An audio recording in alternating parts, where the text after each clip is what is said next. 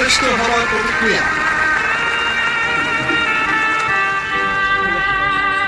বিদেশের মাটিতে এসে যে অ্যাওয়ার্ডটা পেলাম, এই অ্যাওয়ার্ড আপনারা রায় দিয়েছেন বলেই আমি অ্যাওয়ার্ড পেয়েছি।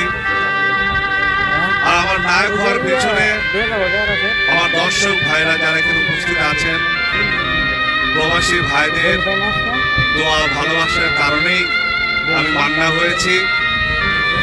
সেই সাথে ধন্যবাদ জানাচ্ছি আমার শ্রদ্ধেয় বড় ভাই আফজাল ভাইকে, ধন্যবাদ জানাচ্ছি বাংলাদেশের চলচ্চিত্র অঙ্গনে, টিভি পর্দা সব অঙ্গনে যার নাম চলে আছে, সেই আমাদের প্রিয় ভাই হুমায়ুন ফরিদী সাহেব।